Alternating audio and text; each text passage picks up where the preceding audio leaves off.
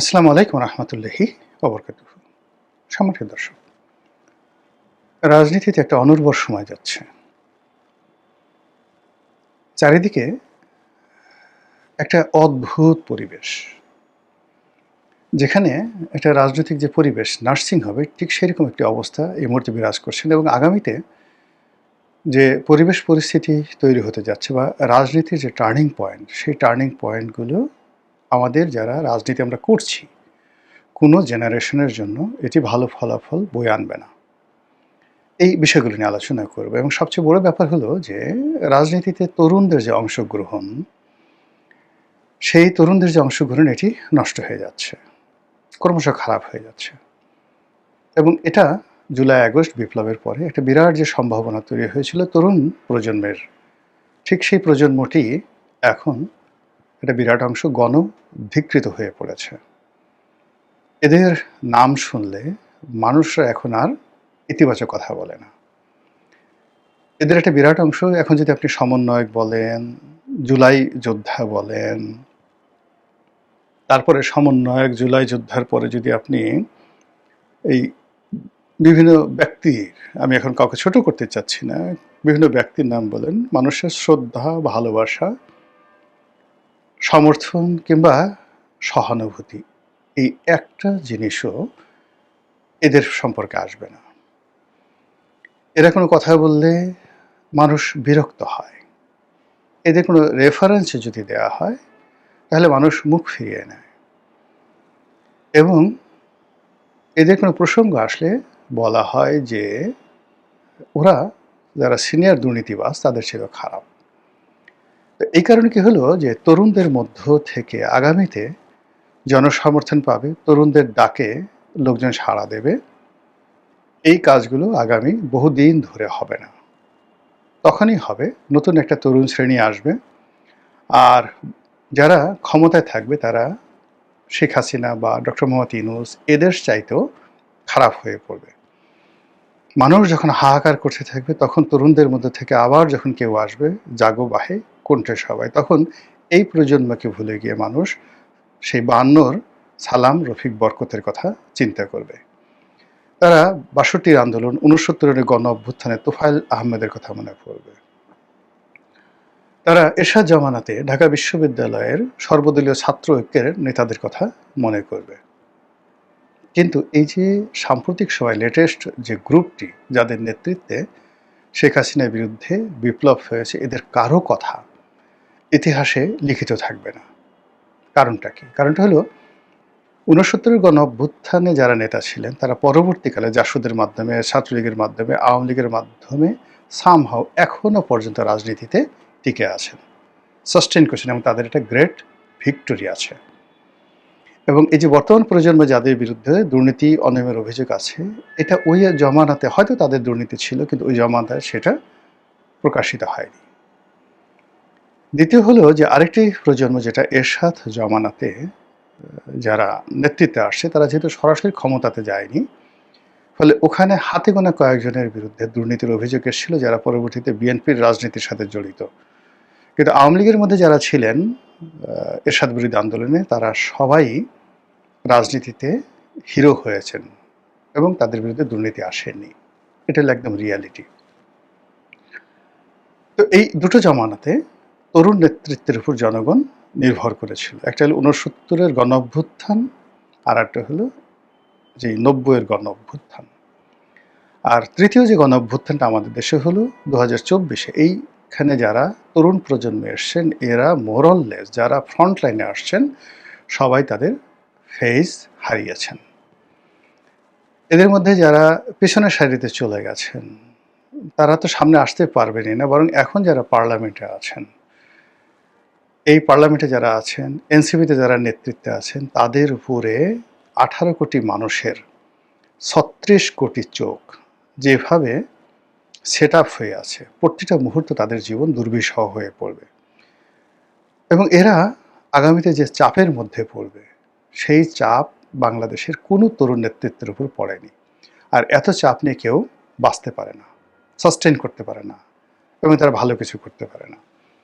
এই গেল একটা ঘটনা।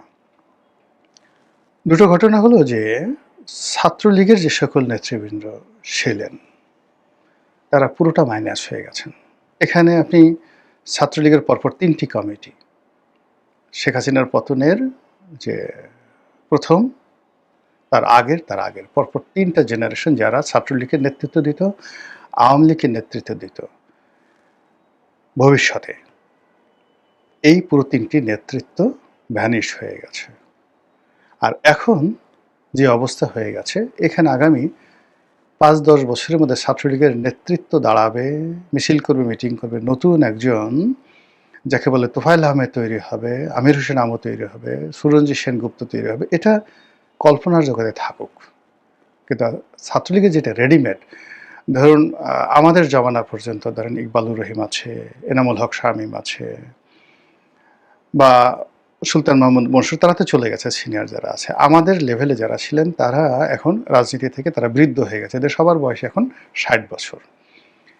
এরপরের যে প্রজন্ম যেটা আছে, ধরেন রাব্বানি থেকে, ডাকসুর যে জিএস হয়েছিল নুরুর সাথে, রাব্বানি থেকে আপনি পরবর্তীতে যারা যারা আসছে ছাত্রলীগের নেতৃত্বে, এরা সবাই যাকে বলা হয় এখন প্রবাসে আছে, এবং এরা ছাত্রলীগের নতুন নেতৃত্বে আসা তাদের জন্য দুরূহ ব্যাপার। আর এর আগে যারা ছিল, নাজমুল ছিল, রোটন ছিল, রিপন ছিল, মানে এরাও এখন বৃদ্ধ হয়ে গেছে। মোরাললেস যে কোনো কারণে হোক তারা ফ্রাস্ট্রেটেড। রিপন যেমন এমপি হয়েছে, রোটন ওরা ব্যবসা বাণিজ্য করে যাকে বলা হয় তারা টার্গেটেড হয়ে গেছে। আর ওই যে আমাদের সাথে যারা ছিল, লিয়াকত শিকদার ছিল, নজরুল ইসলাম বাবু ছিল, আমরা সবাই বৃদ্ধ হয়ে গেছি। ফলে ছাত্রলীগ থেকে নতুন নেতৃত্ব কারা আসবে, কীভাবে আসবে, ইভেন উই ডোন্ট নো, আমরা জানি না। তো গেল ছাত্রলীগ। আচ্ছা, ছাত্র দলের যে গত ১৭ বছরে যেহেতু আওয়ামী লীগ ক্ষমতা ছিল, তারা ছাত্র দলের কোনো নেতৃত্ব দাঁড়া করতে দেয়নি। ফলে সর্বশেষ এখন ধরেন ছাত্রলীগের যে ছাত্র দলের যে সভাপতি রাকিব বা অন্যান্য যারা আছে, এরা এই ক্ষমতায় আসার পরে তারা বুঝতে পারছে না যে তাদের কি করা উচিত। তাদের কি তারেক রহমান সাহেবের গাড়ির পেছনে দৌড়ানো উচিত, তাদেরকে চেয়ারের নিচে বসে থাকা উচিত, বা তারেক রহমান সাহেব যে মঞ্চে বসে আছেন সেই মঞ্চের নিচে তাদের মানে যাকে বলা হয় দাঁড়িয়ে স্লোগান দেওয়া উচিত, নাকি দলকে সুসংগঠিত করা উচিত, তারা এটা বুঝে না। তারা এখনো বুঝতেছে না যে তারা কি শিবিরের সাথে মানে প্রতিযোগিতা করবে, থানায় গিয়ে কর্মীদেরকে ছাড়িয়ে নিয়ে আসবে, নাকি নিজেরা গিয়ে আবার আওয়ামী লীগ জমানার মতো মার খাবে। তারা এইভাবে বুঝতে পারছেন, এবং একই অবস্থা শিবিরের। আর এনসিপির কথা তো বললামই। ফলে এই যে একটা ব্যারেন টাইম, এই ব্যারেন টাইমে তরুণদের কোনো নেতৃত্ব তৈরি হচ্ছে না। অধিকান্ত আপনি এখন রাজনীতির একটা যাকে বলা হয় সাধারণ, মানে অলৌকিক যদি কোনো কিছু না ঘটে, মিরাকেল যদি কোনো কিছু না ঘটে, তাহলে যেটা হবে সেটা হলো যে এখন ছাত্রলীগের, যুবলীগের, যুব দলের, ছাত্র দলের কিংবা অন্য যে কোনো ছাত্র সংগঠনের, তাদের এই বর্তমান ক্ষমতার প্রেক্ষাপটে কাজ করার কোনো রকম সুযোগ নেই। ক্যাম্পাসগুলোতে সরকার বিরোধী মিছিল হবে, মিটিং হবে, এটা এই মুহূর্তে কল্পনাই করা যায় না, কল্পনাই করা যায় না। আর মানুষ এখন হরতালের রাজনীতি, তারপরে শেষে মারামারি, কাটাকাটি, বন্দুকবাজি, গুলাগুলি, এই টোটাল জিনিসগুলো যাকে বলা হয় তারা এখন এটা যাকে বলে কল্পনাই করা যায় না মানুষ। আবার ছাত্র শিবির যেভাবে গুপ্ত রাজনীতি করেছে, ক্যাম্পাস কেন্দ্রিক রাজনীতি করছে, ওটাও এই বর্তমান জমানাতে কেমন যেন একটা কমপ্লেক্সের মধ্যে চলে গেছে। দ্বিতীয়ত হলো যে এখনকার যে রাজনীতির, এটা 90% নির্ভর করছে অর্থনৈতিক সফলতার উপরে। জাস্ট লাইক আমেরিকা, ইউরোপ, একটা সরকার সফল হতে পারবে তার অর্থনৈতিক কর্মকাণ্ডের দ্বারা। আর বিরোধী দল কেবলই মাত্র সরকার ফেল করবে, ফেল করার পরে বিরোধী দলকে সেই সুযোগটা নিতে হবে। এর বাইরে বিরোধী দল রাজপথে দাঁড়িয়ে লড়াই করে, বিপ্লব করে, সরকারের পতন ঘটিয়ে তারপরে ক্ষমতা আসতে পারবে, এটা অসম্ভব ব্যাপার। অধিকাংশ যেটা হচ্ছে যে এখন পুরো বৈশ্বিক অবস্থা, দেশীয় অবস্থা, আঞ্চলিক অবস্থা, তার সঙ্গে সঙ্গে আমাদের যে এখানে জিওপলিটিক্স, সেই জিওপলিটিক্স এর কারণে চীন, আমেরিকা, ভারত, পাকিস্তান যেভাবে বাংলাদেশকে নিয়ে তারা খেলার চেষ্টা করছে এবং করবে, যেভাবে আমরা আমেরিকার সঙ্গে একটা চুক্তিতে আবদ্ধ হয়ে গেছি, এতে করে পুরো ক্ষমতা রাজনীতি এবং বিরোধী দলীয় রাজনীতিটা আনপ্রেডিক্টেবল হয়ে গেছে, অস্থির হয়ে গেছে। এখানে বিদেশিদের কথা মানে অমান্য করে একটা সেকেন্ড এখানে চালানো সম্ভব নয়। বিরোধী দলও টিকতে পারবে না, সরকারও টিকতে পারবে না। একটু পান থেকে চুন খসলে এই যেভাবে আপনার পেট্রোল নিয়ে একটা ঘটনা ঘটলো, পুরো সরকারকে অস্থির বানিয়ে ফেলেছে। অথচ পেট্রোলে কোনো সমস্যা ছিল না, ডিজেলের কোনো সমস্যা ছিল না। ঠিক এরকম অনেক ছোট ছোট সমস্যা। হঠাৎ করে দেখা গেল বাজারে চাল পাওয়া যাচ্ছে না, হঠাৎ করে ভোজ্য তেল পাওয়া যাবে না, হঠাৎ করে চিনির অভাব, হঠাৎ করে লবণের অভাব। এই টোটাল জিনিসগুলো শেখ হাসিনার জমানাতে ধীরে ধীরে কৌশলে একটা কর্পোরেট লেভেলে নিয়ে যাওয়া হয়েছে। পুরো ব্যবসা বাণিজ্য সারা বাংলাদেশের যেগুলো মানুষকে মুহূর্তের মধ্যে রাস্তায় নেমে নিয়ে আসবে, যেমন সিএনজি, এলএনজি, এলপিজি, চাল, ডাল, আটা, ময়দা, চিনি, লবণ, ভোজ্য তেল, এই পুরো জিনিসটি বাংলাদেশে 20 থেকে 25টি কর্পোরেট হাউসের হাতে নিয়ে যাওয়া হয়েছে। আর এই কর্পোরেট হাউসগুলো যারা নিয়ন্ত্রণ করেন দেশে এবং দেশের বাইরে, তাদের ইচ্ছার বাইরে, অর্থাৎ বিদেশি তাদের ইচ্ছার বাইরে এবং এই কর্পোরেট হাউসগুলোর ইচ্ছার বাইরে কেউ যেতে পারবে না। আপনি অবাক হয়ে যাবেন যে বাংলাদেশ ইন্টারনেট ব্যবসা, তারপরে শেষে ডিশের ব্যবসা সালমান এফ রহমানের কোম্পানি করছে। ফার্মাসিউটিক্যাল এখন কারা নিয়ন্ত্রণ করছে? বিএনপির লোক? প্রশ্নই আসে না, ওই আওয়ামী লীগের লোকই করছে। তারপর আপনার এলএনজি, এই যে নতুন এলএনজি টার্মিনাল, ওই যে নসরুল হামিদ বিপু, তারা আওয়ামী লীগের সেই লোকজনের সাথে বিএনপির কিছু লোককে তারা নিয়ে দিয়েছে, তারা নিয়ন্ত্রণ করছে। মিডিয়া হাউস কারা নিয়ন্ত্রণ করছে? ব্যাংকগুলো কারা নিয়ন্ত্রণ করছে? বিমা কারা নিয়ন্ত্রণ করছে? ওই এস আলম পরিবারই সবকিছু নিয়ন্ত্রণ করছে টিল নাও। এর বাইরে কোনো কিছু হচ্ছে না। ফলে বিএনপি যে সকল লোকজন লম্ফঝম্প করছে, মানে আমাদের একটা জিনিস আছে না যে আপনার ফাটা বাঁশের চিপার মধ্যে যদি বিসি আটকে যায়, বানরের বিসি আটকে যায়, ঠিক ওইভাবে সেই 2014 নয় 2012 সন থেকে আমেরিকার ডিপ স্টেট, ভারতের মোসাদ, সিআইএ, তারা পুরো জিনিসগুলো civil service, military service, economy সব কিছু মাইনকেট চিপায় নিয়ে গেছে। মাইনকেট চিপার মধ্যে নিয়ে যাওয়ার পর সুইচটা তাদের হাতে। আর এই জায়গাগুলোতে প্রচুর ক্রাইসিস তৈরি হয়ে আছে। আপনার কি মনে হয় যে আমেরিকাতে এত ট্রান্সপারেন্ট, এই যে বাংলাদেশ থেকে লক্ষ লক্ষ কোটি টাকা যে বিদেশে পাচার হয়ে গেছে, সেটা কোথায় আছে? ইংল্যান্ডে আছে না? সেটা রাশিয়াতে আছে, ইংল্যান্ডে আছে, আমেরিকাতে আছে, কানাডাতে আছে, সিঙ্গাপুরে আছে, এবং এই পশ্চিমা দুনিয়াগুলো এটা জানে। তারা এই দানবগুলো, অর্থ দানবগুলো তৈরি করেছে।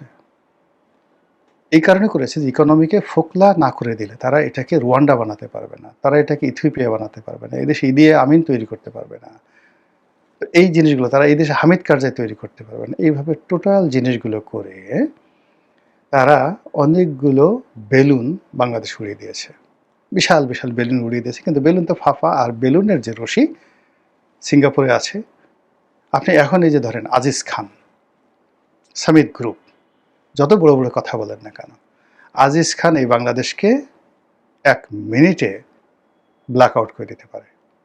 আজিজ খানের এই যে ক্ষমতা, এই ক্ষমতার চাবি কার হাতে? আমেরিকার হাতে এই ক্ষমতা, সিঙ্গাপুরের হাতে এই ক্ষমতা, আওয়ামী লীগের হাতে। আদানি বাংলাদেশকে ব্ল্যাক আউট করে দিতে পারে। ক্ষমতা কার হাতে? দিল্লির হাতে, শেখ হাসিনার হাতে। ব্যাংক এবং বিমা থেকে শুরু করে সব কিছু টিল নাও ব্ল্যাক আউট করে দিতে পারে।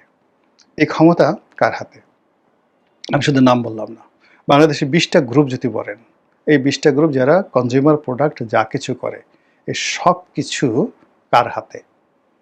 পুরো দেশে হাহাকার, চালের অভাব, ডালের অভাব, মানে মানুষ পাগল হয়ে যাবে। এক পেট্রোলের কারণে এই অবস্থা হয়ে গেছে। আজকে শুধুমাত্র এলপিজির সমস্যা হোক, এবং বাজারে লবণ, ব্ল্যাক আউট, লবণ পাওয়া যাচ্ছে না, সরকারকে পাগল বানায় ফেলতে পারে। দেখেন এই সুইচগুলো কারদের হাতে? দেশি বিদেশি শক্তির হাতে। সেই দেশি বিদেশি শক্তি তারা যে ফাইটগুলো করছে, সেই ফাইটের যে জায়গাতে অস্থিরতা থাকবে, অনিশ্চয়তা থাকবে, তারপর শেষে আরও অনেকগুলো সমস্যা থাকবে, কিন্তু রাজনীতির যে সহনশীলতা, রাজনীতির যে উর্বরতা, এগুলো থাকবে না। তার ফলে কি হলো, এই রাজনীতিতে যারা পরিবর্তন আনবে, তরুণ, সেই তরুণদের যে ফার্টাইলিটি, উর্বর ভূমি, সেটা নষ্ট করে দেওয়া হয়েছে। মাতৃগর্ভ, যেটা জরায়ু, যেখানে বাচ্চা তৈরি হয়, সেই জরায়ু যদি নষ্ট করে দেওয়া হয়, মহিলাদের জরায়ু ঠিক আছে, কিন্তু মহিলারা যেটা বাচ্চা পয়দা করবে, ডিম্বাণু, সেই ডিম যদি শেষ করে দেওয়া হয়, একটা মহিলাকে আপনি কোনো অবস্থাতেই, তার জরায়ু আছে, সব কিছু আছে, সেখানে আপনি বাচ্চা পর্দা করতে পারবেন না। পুরুষের যে শুক্রাণু, সেই শুক্রাণু যদি নষ্ট হয়ে যায়, আপনি কি করে বাচ্চা পয়দা করবেন? নারীর সব আছে, অর্থাৎ এখানে গর্ভ আছে, মানে জরায়ু আছে, ডিম্বাণু আছে, কিন্তু পুরুষের শুক্রাণু নেই। ফলে কি হচ্ছে? প্রজন্ম তৈরি হচ্ছে না, রিপ্রোডাক্টিভ হেলথ তৈরি হচ্ছে না। আমাদের অর্থনীতি, দেশ, রাজনীতি যা কিছু আগাবে, যেখানে শুক্রাণু দরকার সেখানে শুক্রাণু বন্ধ করে দেওয়া হয়েছে, যেখানে ডিম্বাণু দরকার সেখানে ডিম্বাণু বন্ধ করে দেওয়া হয়েছে, যেখানে জরায়ু দরকার সেখানে জরায়ু কেটে ফেলে দেওয়া হয়েছে। ফলে রাজনীতি থেকে একটা নতুন প্রজন্ম যে বের হবে, সেটা সম্ভব নয়। যে তরুণরা ভালো করতে পারত, সেই তরুণদের জন্য যে ক্ষেত্রগুলো রয়েছে, সেই ক্ষেত্রগুলো কাট আপ করে দেওয়া হয়েছে। তরুণরা শিখবে আমাদের কাছ থেকে, আমাদের সঙ্গে তরুণের সম্পর্ক নষ্ট করে দেওয়া হয়েছে। আমরা যে তরুণদেরকে একটা ভালো বুদ্ধি দেব, আমাদের সঙ্গে রাজনীতির যে সম্পর্ক থাকবে, সেই রাজনীতির সম্পর্কটা নষ্ট করে দেওয়া হয়েছে। আবার যে রাজনীতি আমাদের দ্বারা এম্পাওয়ার্ড হবে, সেই রাজনীতিকে বলে দেওয়া হয়েছে এদের সঙ্গে কোনো যোগাযোগ নাই। তালিকা করে করে দেওয়া হয়েছে যে এই লোকগুলো ক্ষমতার ধারে কাছে আসতে পারবে না, এই লোকগুলোর মনোনয়ন পাবে না, এই লোকগুলোকে মনোনয়ন দিতে হবে। সেইভাবে 2018 সনে 2014, 2024 এবং 2026 ওইভাবেই মনোনয়ন হয়েছে। যারাদেরকে মনোনয়ন দেওয়া হয়েছে, এদের একটা বিরাট অংশকে আবার প্রমোট করে ক্ষমতার একদম কাছাকাছি 14তে নেওয়া হয়েছে, 18তে নেওয়া হয়েছে। আপনি কি মনে করেন, শেখ হাসিনাকে যারা হেলিকপ্টারে উঠাই দিল, কারা কারা উঠাই দিল বলেন তো? শিরিন শারমিন চৌধুরী উঠাই দেওয়া দেয়নি? আরাফাত, মোহাম্মদ আরাফাত ওখানে ছিল না? একটা লোক ধরা পড়ছে? তারা কোথায় আছে এখন? সেই লোকগুলোই ঘুরে ফিরে দেখেন আওয়ামী লীগের সাথে আছে। আবার তারেক রহমান সাহেব লন্ডনে ছিল, একটা বড় গোয়েন্দা সংস্থার, বিদেশি গোয়েন্দা সংস্থার কর্মকর্তা। তিনি আমাকে বলছেন যে উনার বাসার ভিতরে প্রতি সেকেন্ডে সেকেন্ডে কি হয়, ওই খবর আমার কাছে চলে আসে। সেই লোকগুলি এখন ক্ষমতার কেন্দ্রে আছে, সেই লোকগুলো ক্ষমতার কেন্দ্রে আছে। তাহলে ওই গোয়েন্দা সংস্থা, যে কথা আমি 2021 সনে শুনেছি, তো সেই গোয়েন্দা সংস্থার ক্ষমতা আরও বাড়ছে, তাদের আধিপত্য আরও বাড়ছে। ফলে এখানে যে বাধাহীন তরুণ সমাজ, যারা কাউকে মানবে না, তছনছ করে দেবে সব কিছু, সেই তরুণরা যেন তৈরি হতে না পারে, তার প্রত্যেকটা রাস্তা বন্ধ করে দেওয়া হয়েছে। এডুকেশন সিস্টেম তছনছ, মেধাবী একটা জাতি তৈরি হবে, পরিশ্রমী একটা জাতি তৈরি হবে, আত্মমর্যাদাশীল মেরুদণ্ড সম্পন্ন একটা জাতি তৈরি হবে। পুরো জায়গাটুকুতেই ওই যে বললাম, শুক্রাণু, ডিম্বাণু, জরায়ু বন্ধ করে দেওয়া হয়েছে। ফলে জাতি গঠন আগামী দিনে খুব দুরূহ একটা বিষয়, অনেকগুলো বছর অপেক্ষা করতে হবে। প্রস্তুত আছেন? মহান আল্লাহ আমাদের সবাইকে হেদায়েত দান করুন এবং হেফাজত করুন। আসসালামু আলাইকুম ওয়া রাহমাতুল্লাহি ওয়া বারাকাতুহু।